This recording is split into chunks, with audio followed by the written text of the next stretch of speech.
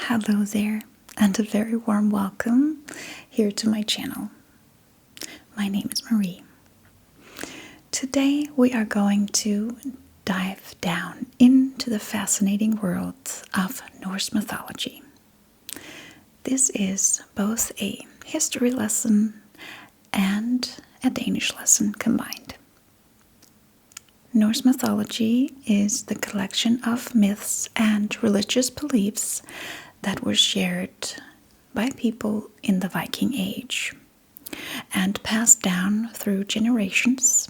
So these were the belief systems that people had in Scandinavia in the Viking Age, roughly between the 8th to 11th century. Now, the Vikings didn't write these stories down themselves. They were just passed on from generation to generation, and finally they were written down in medieval Iceland. So let's jump in. Let's grab a piece of paper. Let's put on some glasses and grab a pencil. So first word that I want you to learn is Ginnungagap. Ginnungagap. G-I-N-N-U-P G-A-G-A-P.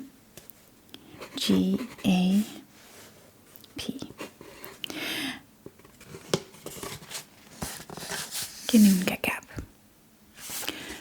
Ginnungagap was the space that there was before the world was created. There were two realms.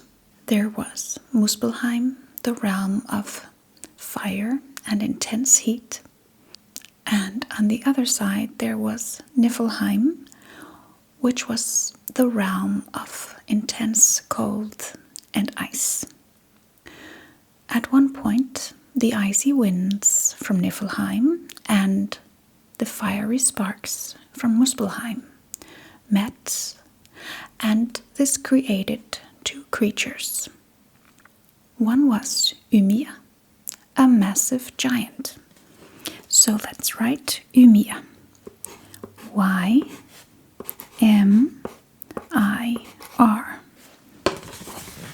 Ymir. And the other creature was Audhumla, which was a cow. A giant cow. Audhumla. Humla. A-U-D-H-U-M-L-A. Audhumla. The cow Audhumla licked on the ice blocks in Ginnungagap. And out of this, the first godly creature was created. His name was Buri. So let's write Buri. B-U-R-I. Buri had a son named Bor. B-O-R-R.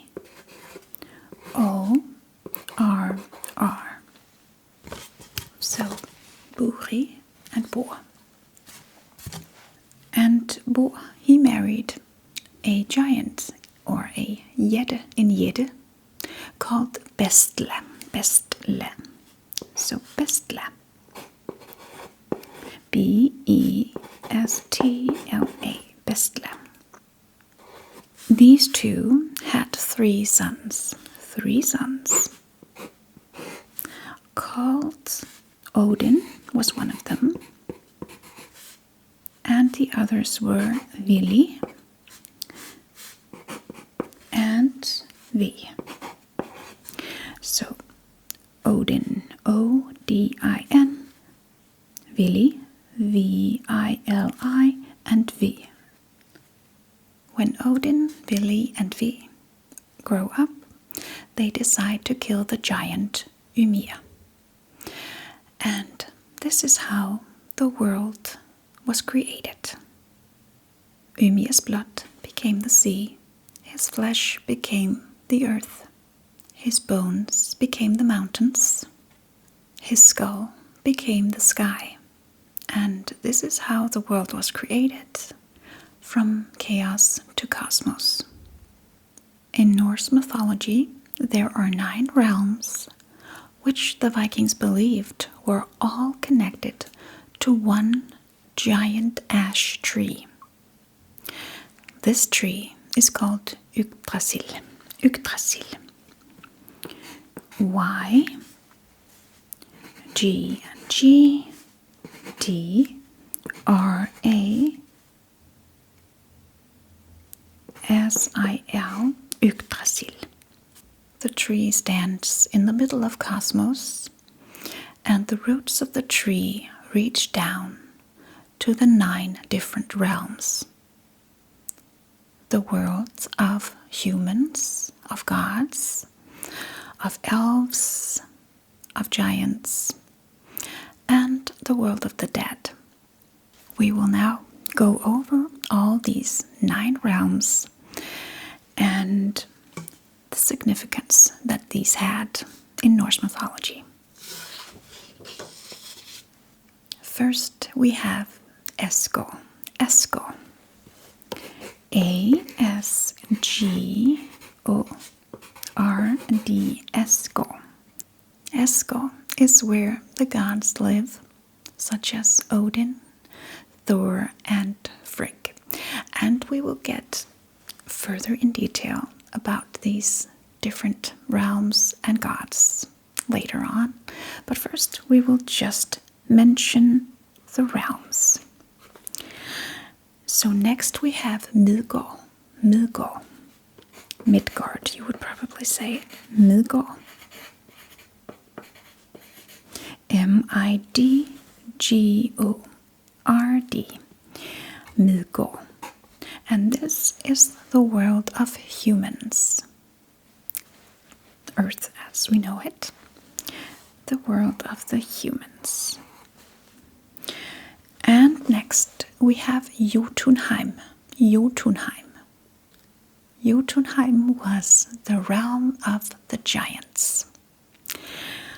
The giants, or Gjedderne, Gjedda, which were the ones who often created problems and disaster, chaos for humans and gods. Yes. And next we have Vanaheim. Vanaheim. Vanaheim. V-A-N-A-H-E-I-M. Vanaheim. And Vanaheim was home of Vanerne. Vanerne, which are another kind of creatures. This was the home of Freyja and Frey, the brother and sister, which are also gods. And Njord. Njord is also one of the gods from Vanaheim.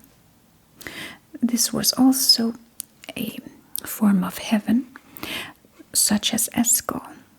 Esco was heaven for the warriors and people who have died in battle as Vikings. And Vanaheim was also a form of heaven where other warriors would come and enjoy peace and freedom. Yes. And next we have Elfheim. Elfheim. A-L-F-H-E-I-M. Elfheim. And this was the realm of the elves. Elfa actually means elves in Danish. So Elfheim is home of Elfa. Elfa, elves. Home of elves. Yes. And then we have Svartalheim, which was the realm of the dwarves. Svartalheim,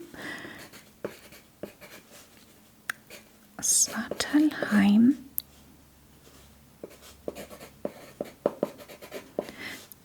The realm of the dwarves. And then we have the two already mentioned, Niflheim and Muspelheim. Niflheim,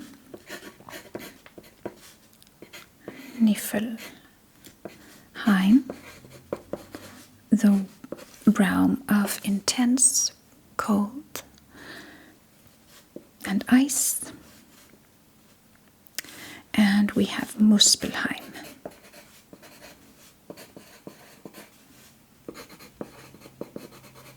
the realm of intense fire and heat.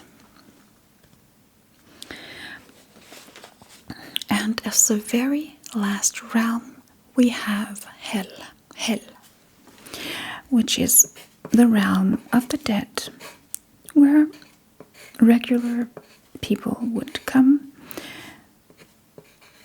for their eternal sleep when they're dead.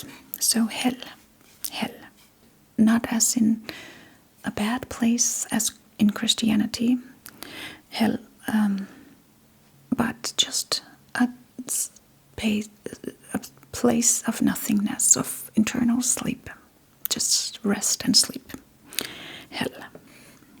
And now let's dig a little bit deeper into the different gods and the realms that they lived in. So first, let's take the ones that live in Esco. These are called Esa, which means gods. Esa. So first we have Odin. O-D-I-N, Odin. Odin was the king of the gods and one of the most complex figures in Norse mythology. He was associated with wisdom, war, poetry, magic, and death. Unlike Thor, Odin was not mainly known for physical strength. Instead, he searched constantly for knowledge and hidden wisdom. According to myth, Odin sacrificed one eye to drink from a magical well of wisdom. He hung himself from Yggdrasil for 9 nights to discover the runes. And he was accompanied by 2 ravens named Hugin and Munin, who traveled the world bringing him information. Many Viking rulers admired Odin because he represented wisdom, leadership, and victory in war. And next we have Thor, Thor. And if you don't know already, Odin gave name to the weekday Onsdag, which is Wednesday, and Thor, of course, gave name to the day Thursday. Torsdag in Danish, torsdag. Yes. And let's speak about Thor. Thor, or Thor, as we will say in Danish. Thor was one of the most popular gods among ordinary Vikings. He was associated with thunder, storms, protection, and strength. Thor, or Thor, let's just say it in Danish. Thor defended both gods and humans from dangerous creatures and giants, or jætter in Danish. He carried the magical hammer Mjolnir. Let's write down Mjolnir. Yes, Mjolnir. M-J-U-L-N-I-R, Mjolnir.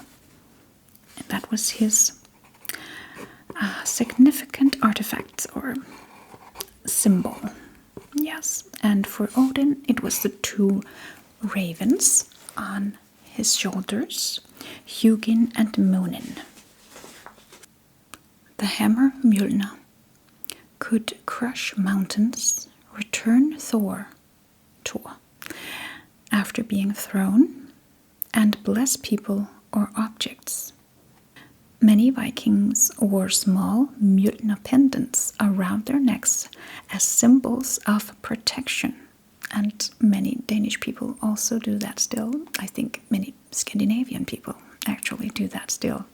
Thor traveled in a chariot pulled by magical goats and was known for his fierce temper and for his red hair. Those magical goats could feed him. He could eat them every night, and the next day they would be whole again. So very, very magical. And next, let's have Freyja. Freyja,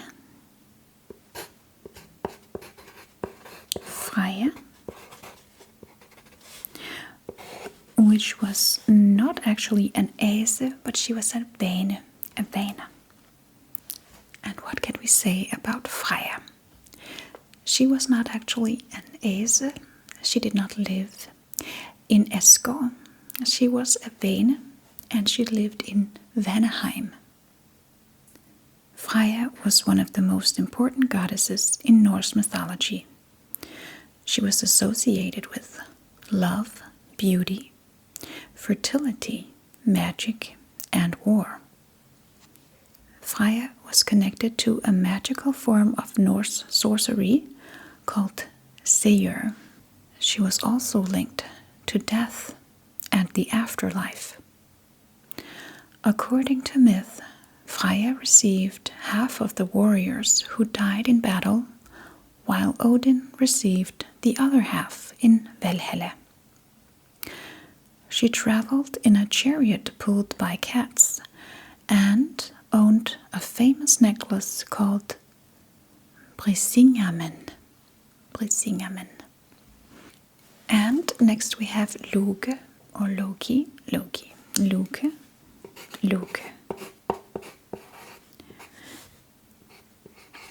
Loki was the trickster. He created problems for the gods. Loki is one of the strangest and most unpredictable figures in Norse mythology. He could change shape, trick both gods and giants, and create problems through lies and deceptions. Sometimes Loki helped the gods to solve difficult situations, other times he caused disasters. Many famous myths begin because Loki made a dangerous mistake or a cruel joke. He was also the father of several terrifying creatures. Loki was originally a Yeti, a giant who came from the realm Jotunheim, a realm of chaos and giants. But he eventually came to live in Esgård with the gods, and he was respected by the gods because he had mixed his blood with the king of the gods, Odin. And next, the goddess Hel. That is the name of the goddess which was the ruler of the realm of the dead, Hel. Same name. She is the daughter of Loki and Jedekvinnen Ankabode, and she is the sister of Fenris, the Fenris wolf, and the giant sea serpent, Midgårdsormen, Jormungandr. She is described as half living and half death, with one part of the face beautiful and alive, and the other one blue and pale like a corpse. She rules over Hel or Helheim, which is the realm where the dead come when they die of age, old age, or disease, rather than heroic battle. So not a place of punishment or suffering, but just a place of rest. Now let's take some other significant figures in Norse mythology. One of them is that we've already mentioned is Midgårdsormen. Midgårdsormen, as we will call it in Danish. Midgårdsormen. Midgårdsormen, or Jormungandr, was a gigantic sea serpent so enormous that it surrounded the entire world. According to myth, it lived on the ocean around Midgård and held its own tail in its mouth. Thor, and Midgårdsormen were destined to destroy each other during Ragnarok, the end of the world. Stories about Thor fishing for the serpent became some of the most famous Viking myths. Next we have Fenrir, or Fenrisulven, as we will say in Danish. Fenrisulven.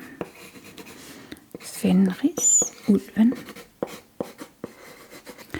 Fenrisulven, or the Fenris wolf, or Fenrir, was a gigantic wolf feared by the gods. As he grew larger and more powerful, the gods believed he would become too dangerous. They tried several times to chain him, but he broke every chain.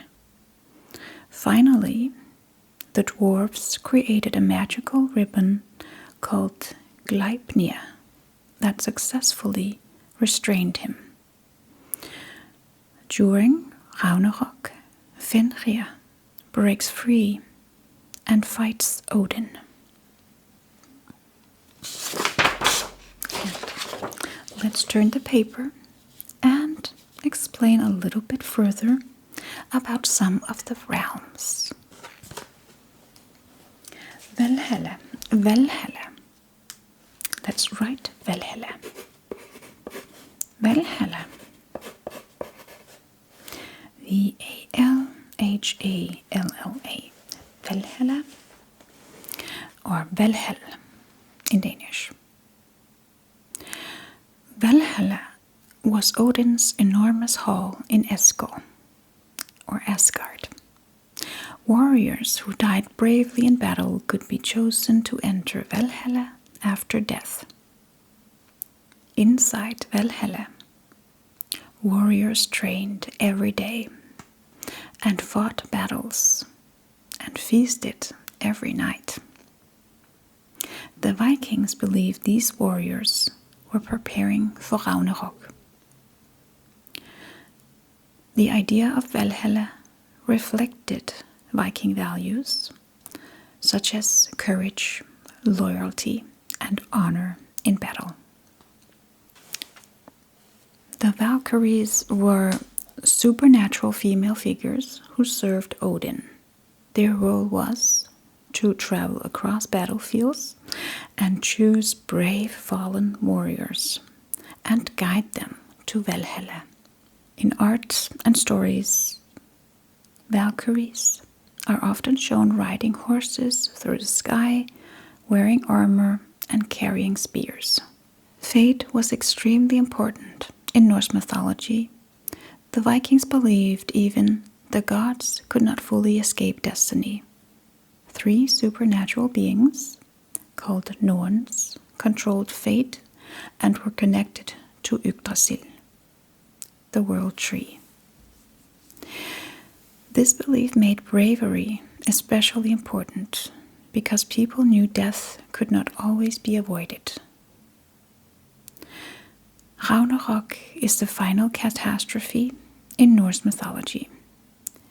It is a massive battle involving gods, giants, monsters, and the destruction of the universe.